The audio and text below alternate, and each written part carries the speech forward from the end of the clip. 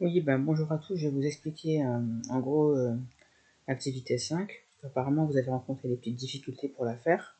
Donc en fait, l'activité 5, bah, c'est la suite en fait de l'activité 4 à 2 1 du scénario Smoby. Donc en fait, ici, bon, votre responsable Juliette Larose vous envoie un mail et vous demande de réaliser ici plusieurs tâches. Donc, vous avez reçu la commande qui avait été passée le 3 octobre au fournisseur Office Dépôt dans l'activité numéro 4. En fait, elle a été livrée. Donc vous savez que quand on a une livraison, on doit toujours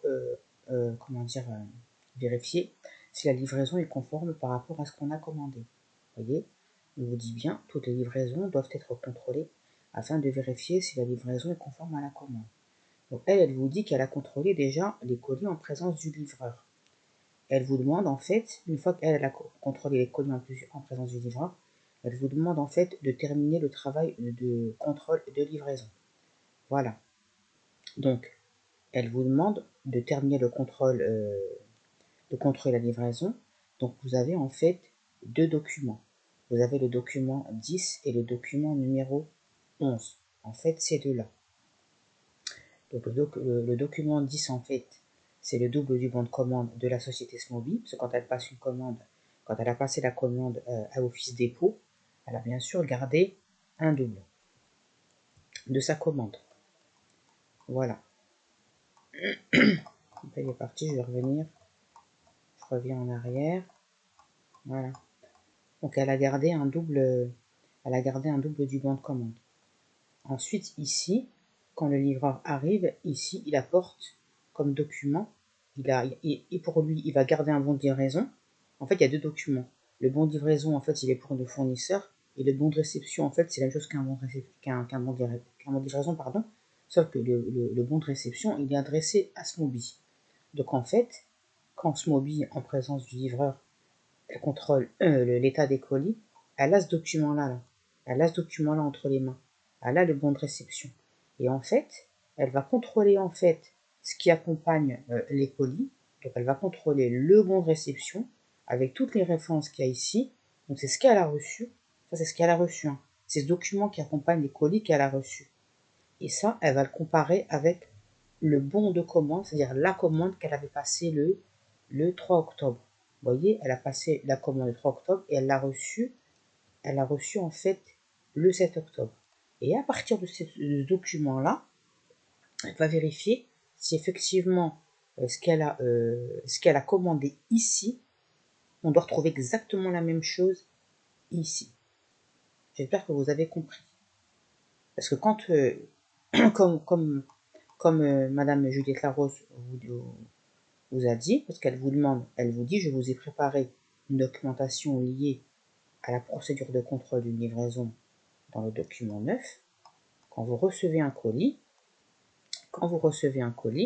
vous voyez, déjà en présence du livreur, quand le livreur est là, vous allez déjà compter les colis et l'état des colis, voir s'ils sont en bon état ou pas. Et en fait, l'alias, c'est un ensemble de documents. Il y a un bon de livraison et un bon de réception. Le bon de livraison, il va être regardé par le livreur, et le bon de réception, vous allez le garder. En fait, c'est le même document, sauf que réception, c'est pour le client, et livraison, c'est pour le fournisseur. Ensuite, une fois que vous allez constater les anomalies, vous allez tout noter sur le bon de réception. C'est-à-dire, c'est le document que vous avez en numéro 11. Numéro 11. Et vous allez en remettre un exemplaire au transporteur. Donc là, c'est comme dans la vie professionnelle, c'est comme ça, mais moi, je ne sais pas ce que je vous ai demandé dans l'exercice. Je vous ai juste demandé de faire le contrôle. Ensuite, quand le livreur quand il part, avec le document et les anomalies notées dessus, que vous avez notées dessus, bah vous, en fait, vous allez garder un double du document. C'est le bon de réception. Lui part avec le bon de livraison, avec les anomalies dessus, et vous gardez le bon de réception parce que c'est la même chose. Comme je vous ai dit, le bon de réception, c'est pour le client, le bon de livraison, c'est pour le fournisseur. Et vous êtes le client. Donc ça veut dire que vous devez en fait codifier aussi le bon de réception parce que vous doutez bien que si vous recevez des livraisons, il faut bien codifier chaque bon de réception, bon de livraison que vous recevez.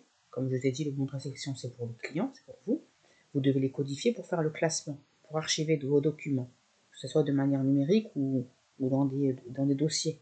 Mais bon, maintenant, tout est numérisé, on le sait. Voilà. Et ensuite, quand toutes les anomalies que vous avez notées, vous pouvez aussi les consigner dans une fiche de notification des anomalies. Et cette fiche de notification des anomalies, c'est celle qu'il y a ici. C'est celle ici. C'est l'annexe F. C'est celle-ci, la fiche de notification des anomalies que vous avez constatée quand vous avez contrôlé la livraison. Donc ici, comment vous contrôlez la livraison? Parce que là, vous devez quand même noter, là on vous dit, hein, si la livraison est non conforme, veuillez reporter les anomalies sur la fiche de notification des anomalies en annexe F. Donc c'est ici que vous devez reporter toutes les anomalies que vous avez constatées. Et là, il y en a plein d'anomalies. Parce que ça, c'est le bon de réception, le bon de livraison. Hein. Et là, on voit bien que ce que vous avez commandé, forcément, on voit bien, bon, je ne vais pas vous donner les réponses, mais on voit bien qu'il y a quand même, c'est pas tout à fait similaire. Il y a quand même des erreurs là-dedans. Et donc, bien sûr, ces erreurs-là, vous allez les reporter dans cette fiche de notification des anomalies. Et bien sûr, dans les anomalies que vous avez constatées, je vais vous dire qu'il y en a quand même deux, il va falloir être très précis et pas dire il manque par erreur de référence. Il va falloir être très précis dans les erreurs de référence, ou peut-être des quantités commandées qui sont insuffisantes, ou parce qu'il manque des quantités. Il va falloir préciser en fait la référence, préciser la désignation, préciser l'erreur, donner vraiment des détails quant à l'erreur quant à l'erreur que vous avez constatée sur ce bon de réception. Voilà. Ensuite, une fois que vous avez noté les anomalies, vous ne pouvez pas noter la date, vous avez en fait l'action prise, ça veut dire quelle décision vous prenez. Donc bien sûr, moi je ne vais pas vous donner la réponse, il faut lire le mail de Madame Juliette Larose qui vous dit en fait quoi faire une fois que vous avez constaté vos anomalies. Voilà. Donc ensuite, on revient sur le mail. Donc, vous voyez bien que si la livraison est non conforme, il va falloir reporter ces anomalies dans la fiche de notification et être très précis. Ne mettez pas que la désignation. Hein. Si vous trouvez des erreurs, il faudra mettre la référence, la désignation et pourquoi, et il faut être explicite. Parce que vous vous doutez bien que si vous contactez le fournisseur, il ne faut pas être vague. Hein. Là, vous allez contacter le fournisseur pour lui remonter les anomalies, donc en annexe G. Donc, il va falloir lui donner un maximum de précision concernant les anomalies que vous avez constatées. Voilà. Ensuite, vous allez donc contacter le fournisseur par mail en annexe G pour lui justement faire part de toutes les anomalies que vous avez constatées et que en fait on puisse justement rectifier en fait, qu'il puisse rectifier en fait toutes ces erreurs. Donc du coup, ici, c'est dans l'annexe G que vous allez faire ça. Donc là ici, vous avez donc dans l'annexe G ici, là, vous voyez bien que vous êtes stagiaire chez Smoby et vous devez contacter en fait Monsieur Da Silva. C'est votre référent contact chez Office Dépôt. Son nom on le retrouve dans le bon de livraison. Voilà. Donc c'est à lui que vous allez envoyer le courrier pour lui faire part de toutes les anomalies que vous avez constatées dans l'annexe F. Pour ce faire, je vous ai mis un plan que vous devez respecter à la lettre pour justement un plan. Donc c'est dans le document numéro 12, aide à la rédaction du mail. Vous devez en fait respecter ce plan. Donc en fait, en gros, votre mail il va comporter en gros 5 phrases. La phrase 1, dans laquelle vous devrez saluer votre interlocuteur. La phrase 2, dans laquelle vous devez accuser réception de la livraison. N'oubliez pas de préciser la date de la livraison et le numéro de la commande relative à cette livraison et aussi la date de cette commande.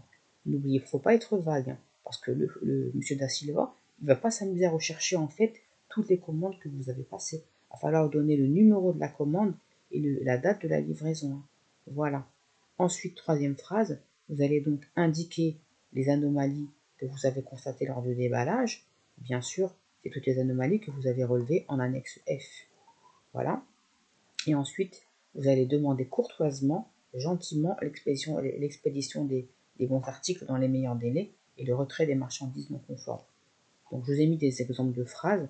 Vous pouvez commencer par votre phrase par nous vous prions de, nous vous serions reconnaissants de, veuillez nous faire parvenir, Et comme c'est un mail, la formule de politesse, ça va être cordialement, sincèrement ou sincère salutation. Donc, du coup, voilà.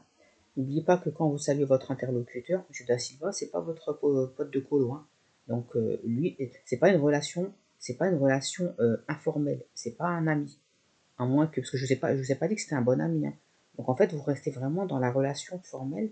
Donc vous allez donc utiliser, là je vous ai mis quoi faire, quoi dire quand c'est une relation formelle avec un professionnel. Voilà. Ensuite, accusé-réception de la livraison, il faut commencer par un verbe nous. Nous, nanana, nous avons bien reçu. Bon, vous conjuguez le verbe accusé-réception. Ça, c'est un verbe du premier groupe. Je ne vais pas vous dire non plus comment faire. Voilà.